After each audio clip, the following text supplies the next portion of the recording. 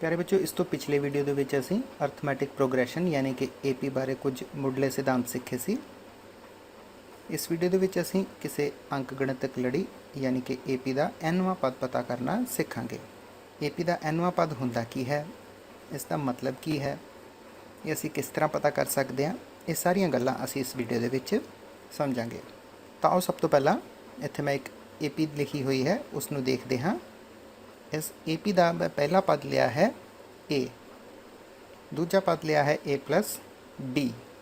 जोड़ा D है जिस तरह कि असी पिछले वीडियो में भी समझा सी, D का मतलब होंदा है सांझा अंतर। तो असी पहले पद दे विच सांझा अंतर जोड़ के दूजा पद प्राप्त किया। इस तरह ही दूजे पद दे विच सांझा अंतर जोड़ के तीजा पद, चौथा पद, पंजवां ते छेवां पद लिखा है। ये जोड़े मैं AP के पद लिखे हैं, ये AP के जनरल टर्म्स हैं, मतलब कि व्यापक पद हैं। असी ए दी कोई भी कीमत लै सकते हैं, डी की कोई भी कीमत लै सकते हैं, तो इन्हां कीमतों को वरत के असी AP के ਵੱਖ-ਵੱਖ पदां नूं लिख सकते हैं। शायद तुसी थोड़ा कन्फ्यूज़ हो रहे हो, आओ थोड़ा डिटेल दे विच समझते हैं। देखो, मैं AP का पहला पद जिसका कि संकेत असी A1 लिखते हैं वो लिया है, तो A1 की कीमत मेरे को है A। क्लीयर हो गया। हुण असी देखते हैं कि दूजा पद किस तरह बनता है। दूजे पद का संकेत है मेरे को A2। जिस तरह असी पहला सीखा सी कि दूजा पद पिछले पद तो D वध करके लिख देंगे हैं, तो इसका मतलब की होया, दूजा पद पहले पद दे विच सांझा अंतर D जोड़ के लिखा जा सकता है।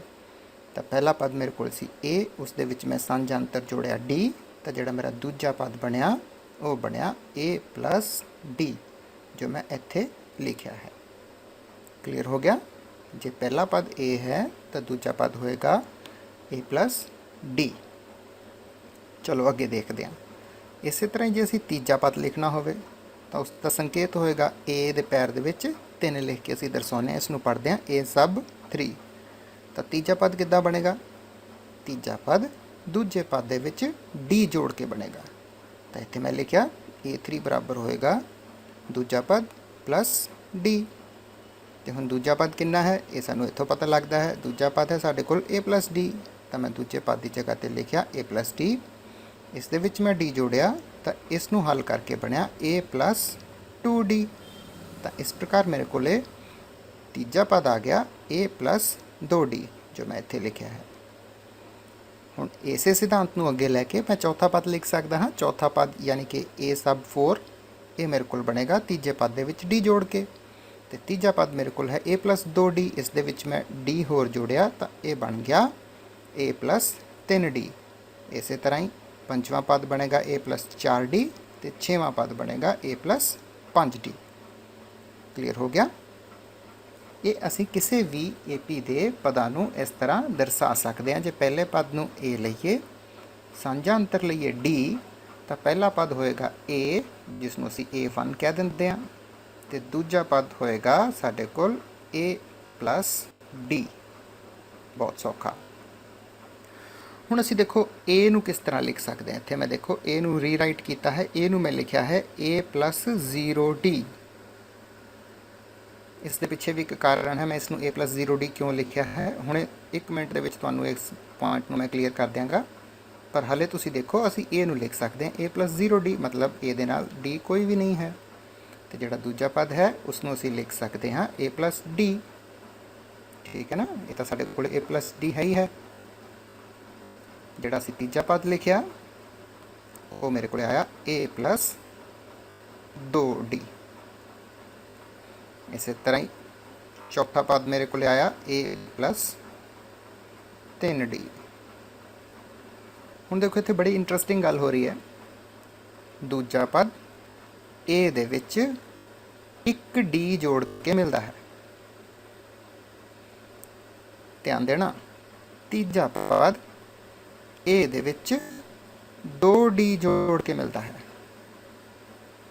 चौथा पद A दे विच 3D जोड़ के मिलता है। कुछ क्लियर होया। इस तरह ही पंजवां पद A दे विच 4D जोड़ के मिलता है। तो इत्थों सानू की पता लग्या, असी A1 नूं लिख सकते हैं A प्लस 0D या A प्लस 1 ਮਾਈਨਸ 1 ਡੀ। ਤੇ ਅਸੀਂ a2 ਨੂੰ ਲਿਖ ਸਕਦੇ ਹਾਂ a ਪਲੱਸ 2 ਮਾਈਨਸ 1 ਡੀ, क्योंकि 2 चो 1 माइनस करांगे तो साढ़े को 1 आएगा इत्थे, तो मतलब 2 माइनस 1 डी का मतलब होया a प्लस डी। तो इस तरह ही असी a प्लस 2 डी नूं लिख सकते हैं a प्लस 3 माइनस 1 डी। तीजा पद होया a प्लस 3 माइनस 1 डी। तो चौथा पद होया a plus 4 minus 1 D.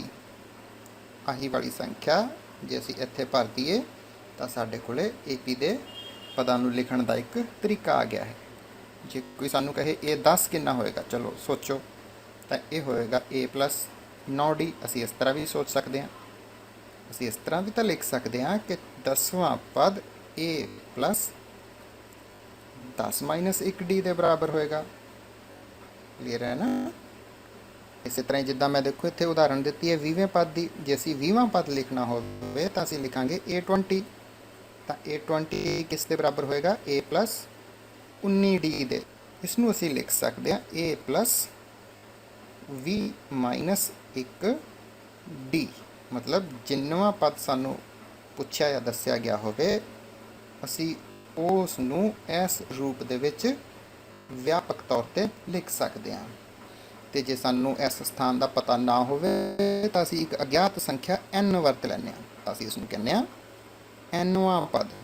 n हुंदा है उस पद के स्थान की गिणती। तो nवां पद कितना होएगा, ये भी a दे विच असी n विचों एक माइनस करके डी नाल गुणा करके जो जोड़ दिए तो ये होएगा a plus n minus 1 D, क्योंकि इस तरह ही AP दे पद बनते सी। तो ये जड़ा है a सब n बराबर a प्लस n माइनस 1 गुणा डी, यह साढ़े कोल एक सूत्र बन जाता है।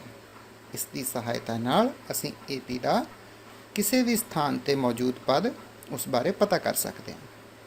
हुण असी इस सूत्र नूं वरत के ट्राई करते हैं। जे असी चौथा पद लिखना होवे तो साढ़े कोल की बनेगा a सब 4।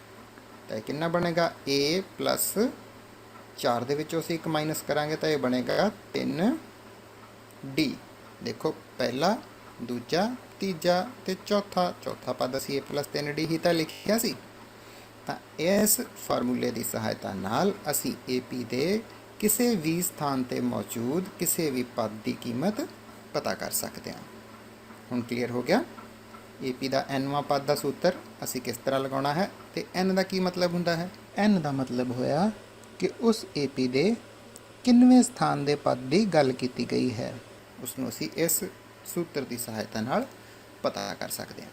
हुण तुसीं nवां पद पता करन दा इह सूत्र चंगी तरह याद कर लो, तो इस सूत्र नूं तुसीं किस तरह के प्रश्नों में वरतना है अगले वीडियोज़ दे विच मैं ये पछाण भी तुहानूं दस्सांगा। ये वाले सूत्र की वरतों होवेगी जां नहीं होवेगी। इस सूत्र नूं चंगी तरह याद करो, तो मिलते हैं अगले video they which. Thank you.